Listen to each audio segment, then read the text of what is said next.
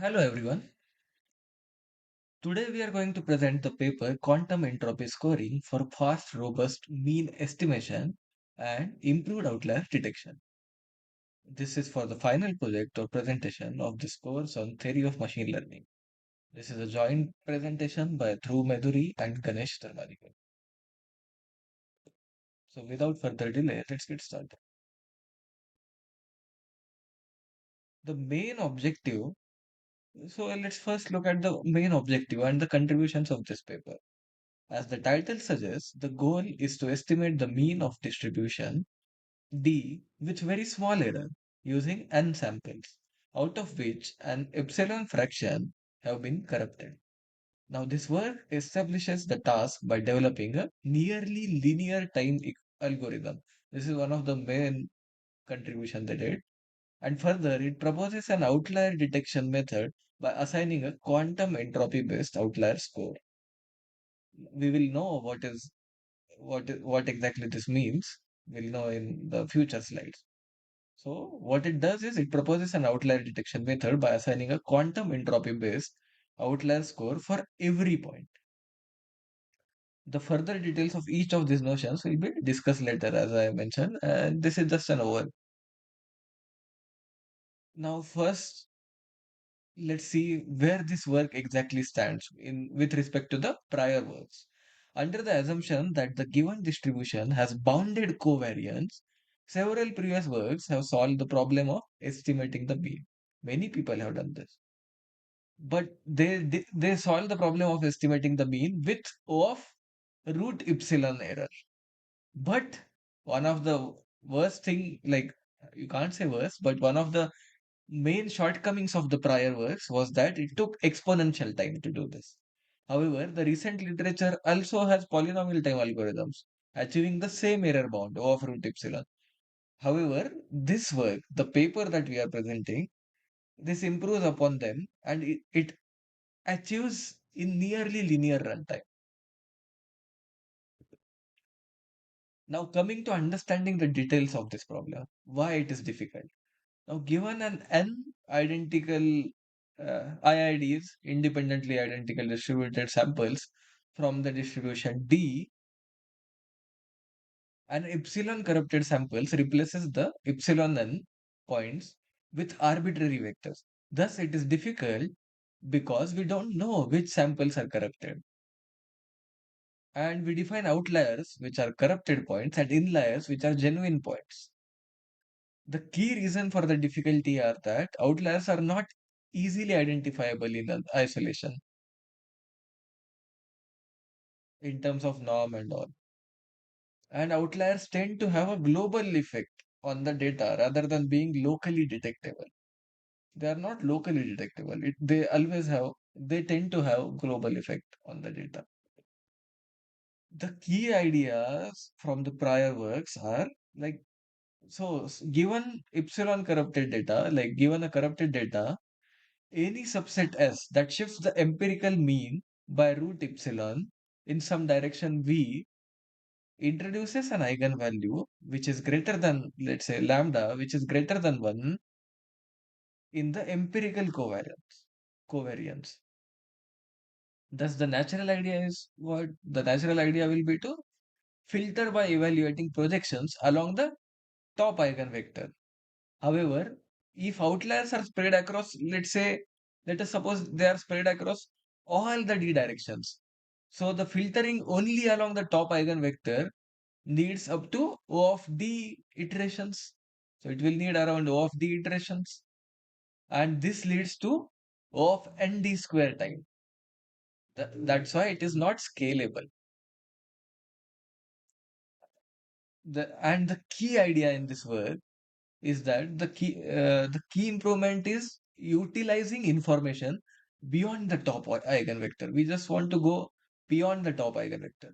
And the first observation is that any eigenvalue significantly larger than 1 suggests the outlier influence. Not just the largest eigenvalue. Note that this need not be the largest eigenvalue. Okay, and the optimization yields a matrix U whose eigenvectors can be interpreted as a distribution over suspicious directions. The optimization balances covering many distinct directions via entropy and focusing on directions with large eigenvalues via covariance alignment. Now, this is very interesting thing. Quantum entropy scoring. After solving the optimization, U turns out to be exponent of alpha sigma bar divided by trace of exponent of alpha sigma bar. Now, using this U, what they did is they find the quantum entropy score, which is defined by xi minus mu bar whole transpose times U times xi minus mu bar, where mu bar is the mean of this uh, X, the set X or chi. I don't know. I'm very bad at the notations. I think, yeah, I just wanted to say that like this is some set X, let's say. Yeah.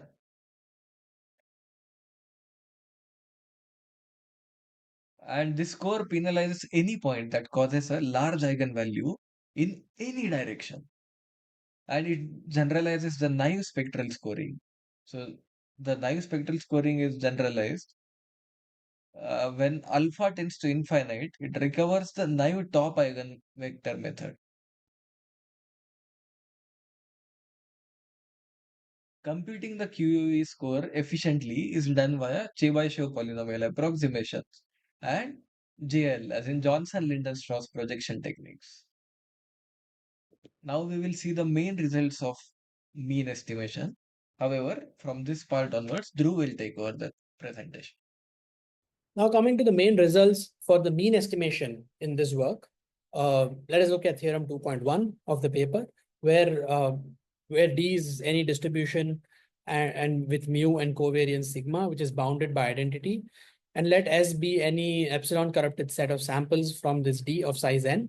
Then there is an algorithm which takes in S and another input delta and outputs an empirical mean or mu cap with high probability such that the outputted mean mu cap is only order of root epsilon plus a few mandatory terms away from the true mean of the distribution.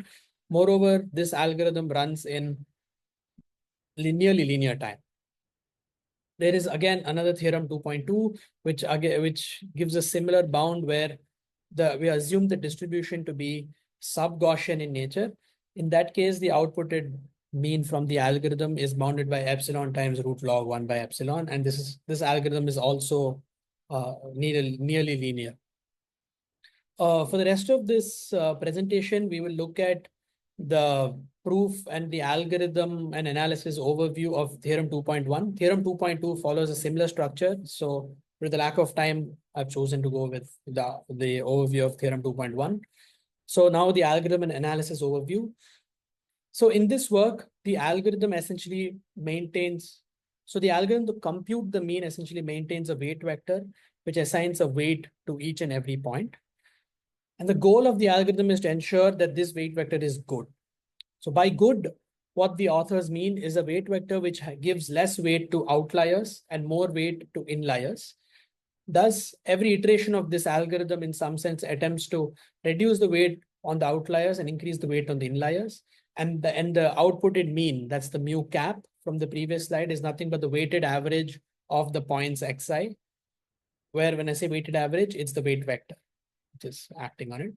So now to understand the steps of the algorithm and why those steps are performed, we'll have to go through a few definitions, and in particular lemma 1.2, which is there on the screen.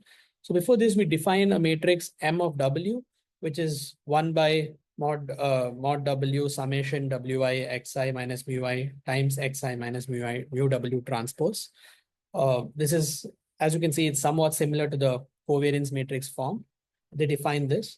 And this definition is crucial for the next lemma, this lemma here, where let S be any set of points x1 to xn, which has been epsilon corrupted, which is, that's what definition 1.3 is.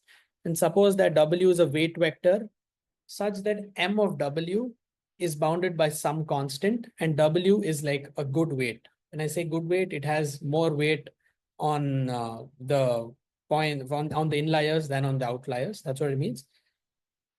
if m of w, if w is such that the m of w is bounded, then this lemma is essentially saying that the mu of w, that is the weighted mean of the points minus the true mean, will be bounded by order of root epsilon, which is what theorem 2.1 is saying.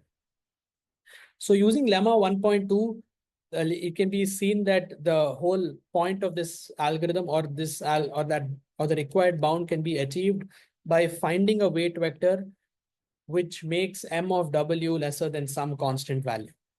And that's exactly what this algorithm does in every step, that it tries to change or update the weight vector of and on the weights attached to each point, such that m of w is bounded by a constant. So before going into each iteration or epoch of the algorithm, we need to understand a subroutine which is used in this algorithm called downweighting. It's this subroutine which is performed in every iteration of the algorithm. So what this says is that there is a downweighting algorithm which takes any given matrix U and any given weight vector W and produces another good weight vector W dash by downweighting points which have a large score, tau I, where tau I is equal to xi minus mu W times U times x minus mu W. Such that W dash tau I, such that the new weights, the weight of the new scores or the scores on the new weights is lesser than 1/3 times the previous weighted scores, and that the m of w dash, that's the m on the new weight vector, is lesser than the m of w. So yeah, the theorem may be, the lemma may be complicated, but intuitively what it's saying is that, or the way it's to be interpreted is that the quadratic form of m of w, W decreases in the directions defined by U. So increasing the entropy of U reduces the quadratic form in more directions. That is, if the U matrix has a lot more entropy, then M of W will naturally reduce in all of those directions. So it reduces in more directions. And yeah, so that's what this result is trying to say. So consequently, the downweighting procedure, consequently, in each step of the algorithm, the downweighting procedure is repeatedly performed. When I say downweighting procedure, I mean this procedure of downweighting is repeatedly performed using matrices U which have extremely high entropy. So what it does is that a sequence of matrices UT are constructed by this formula, exponent of 1 by that thing. And then the downweighting is the downweighting procedure in the previous slide, that is this thing of updating the weights such that the score reduces and the m of w dash reduces, is performed around log d times. And once you perform the downweighting log d times, it turns out that you get claim 1.5, where with the new weights w capital T, m of w capital T is lesser than 3/4 times m of w. In this claim, the decreased spectral norm is nothing but performing the downweighting procedure log d number of times. They call that the decreased spectral norm. So by doing this decreased downweight this many times, you have reduced the m of w, the value by 3/4. Or I'm sorry, by 1/4. So since m of w falls exponentially after every decreased spectral norm routine, it is to be seen that m of w will naturally become lesser than a constant in log nd number of iterations because it's falling exponentially.